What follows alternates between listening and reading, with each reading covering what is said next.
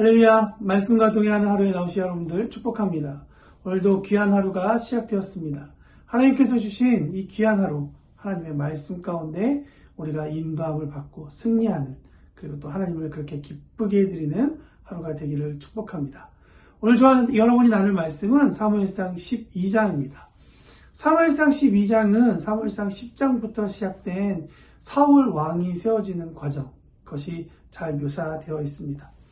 하나님께서 사사 사무엘을 통하여서 사울을 왕으로 선택하셨는데, 그때 사울은 예언도 하게 되는 모습을 지난 우리가 시간 동안 배웠습니다.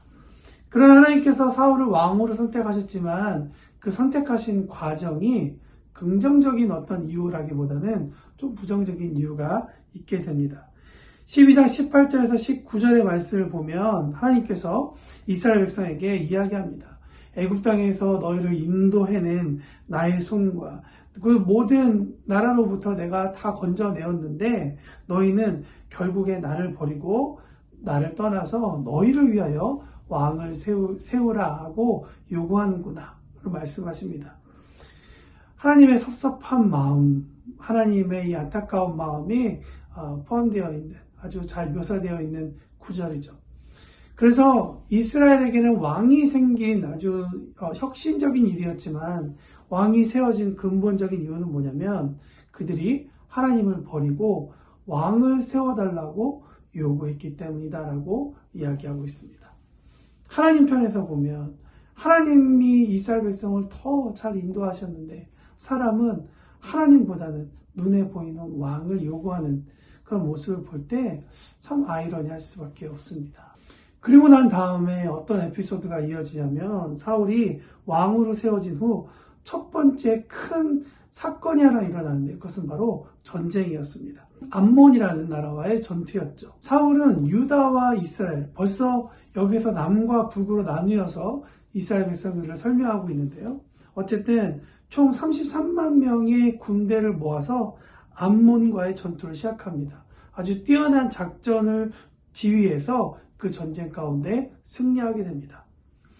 사울은 왕으로 세워지는 과정 가운데서 예언하는 모습도 보였고 전쟁에서 능한 사람으로서 이스라엘의 온 사람의 시선이 집중되었을 뿐만 아니라 온 힘이 그에게 쏠리는 것을 우리가 볼 수 있습니다.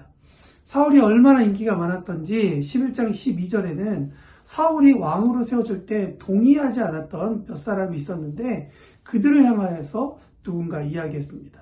사울이 어찌 우리를 다스리겠느냐 한 자가 누구니까 그들을 끌어내소서 우리가 죽이겠나이다 라고 아주 그렇게 격렬하게 반응하는 모습을 보죠.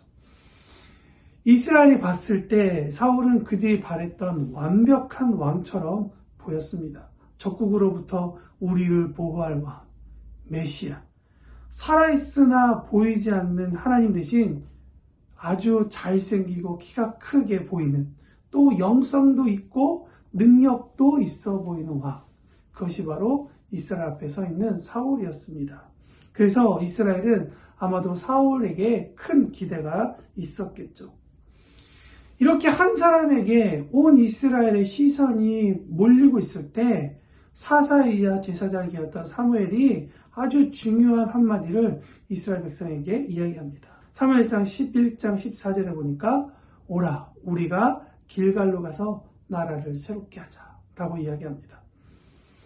하나님은 한 사람을 통해 분명히 일하십니다. 그렇지만 그 사람이 누군가를 의탁할 대상이 될 수 없음을 백성들은 알아야만 했습니다. 그래서 사무엘은 사울 왕에게 있었던 시선을 하나님께로 돌리는 모습이 오늘 본문 가운데 등장하고 있다는 것이죠. 사무엘이 그렇게 하나님께로 백성의 시선을 모았듯이 우리의 삶도 그런 방향, 또 그런 의미로 빛과 소금의 역할을 감당해야 할 것입니다. 여러분, 길갈은 어떤 곳입니까? 이스라엘이 홍해에서 넘어온 후에 첫 번째 유월절을 보낸 곳입니다.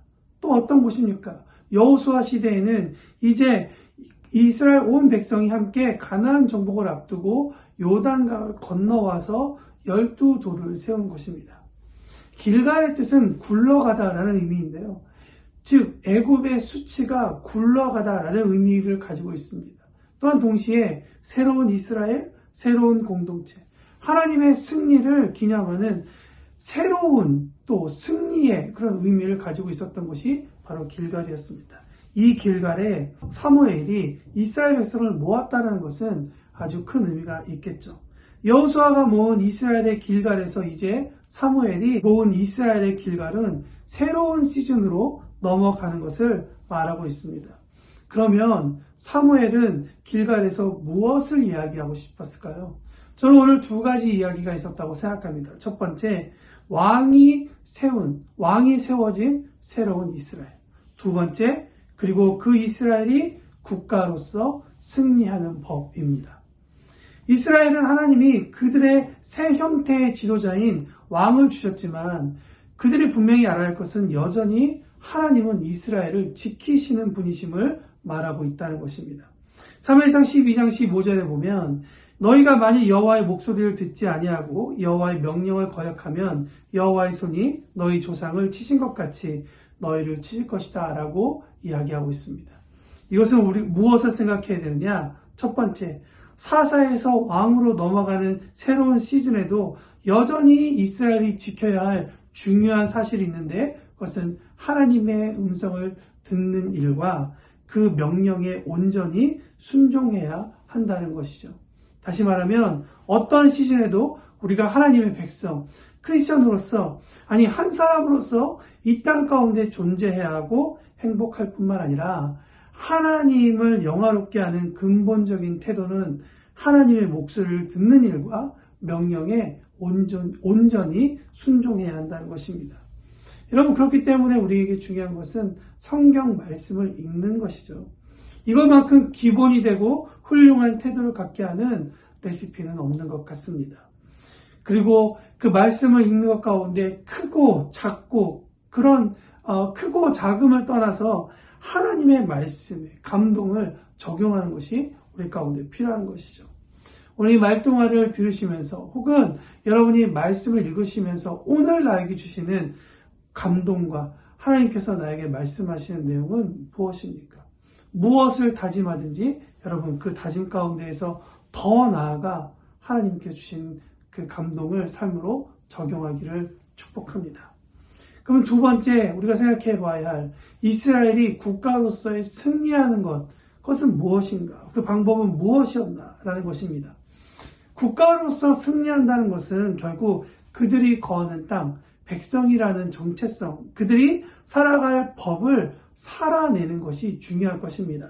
이는 국가로서의 이스라엘뿐만 아니라 국가 이전에, 즉 아브라함으로부터 시작된 택한 백성이라는 개념 가운데서 보면 결국 같은 내용을 이야기하고 있는 것이죠. 거하는 땅에서 어떤 문화를 만들어내고 어떤 단어들을 쏟아내고 어떤 생활을 우리가 하게 될 텐데 그 기준을 무엇으로 삼겠느냐라는 것입니다. 당연히 하나님의 백성은 그 단어에서 말하듯이 하나님의가 근본이 되는 것입니다. 하나님의가 누락이 되면 백성은 될 수 있지만 하나님의 백성은 될 수 없겠죠. 그렇다면 그 백성은 마음으로부터 어떤 태도를 가져야 할까요? 하나님의 목소리를 듣는 것과 순종하는 것이 위로부터 아래로 내려오는 그 말씀에 대한 태도라면 오늘 본문은 우리에게 이야기합니다. 우리의 심중으로부터 일어날 한 가지 태도가 있는데 그것은 마음을 다하여 여호와를 섬기는 것입니다. 사무엘상 12장 20절에 보면 사무엘의 백성에게 이르되 두려워 말라. 너희가 과연 이 모든 악을 행하였으나 여호와를 따르는 데서 돌아서지 말고 오직 너희의 마음을 다하여 여호와를 섬기라라고 이야기하고 있습니다. 여호와를 섬기되 마음을 다하는 것이 중요하죠. 다하여라고 번역된 이 히브리어는 전체, 모두를 가리키는 말입니다. 그러나 이 단어가 단수로서만 사용하는 것이 아니라 복수로서도 사용되고 있습니다. 무슨 말일까요? 통틀어서 전체라고 이야기할 수 있지만 각각의 영역 하나하나를 들추어서 바로 그 마음, 바로 그 영역이라는 것을 강조할 때 이 단어가 사용된다는 것이죠. 그래서 그 마음, 하나님께서 이 작은 것에도 감동을 주셨다면 그래, 그것도 여호와를 섬기는 마음으로 해야 돼. 그것도 여호와를 섬기는 것으로 해야 돼. 라고 우리에게 도전하고 있다는 것이죠. 하나님, 이것까지도 그렇게 해야 되나요? 라고 질문이 든다면 여러분, 맞습니다. 그것까지도 하나님께 온 마음을 다하여 섬기는 자세가 필요할 것입니다. 오늘 본문을 통해 하나님께서 우리에게 두 가지를 도전하신다고 믿습니다. 인생의 어떤 시즌에 여러분이 있다 할지라도 여전히 이스라엘이 지켜야 할 중요한 사실, 하나님의 목소리를 듣는 것과 명령에 온전히 순종해야 한다는 사실을 기억하시기 바랍니다.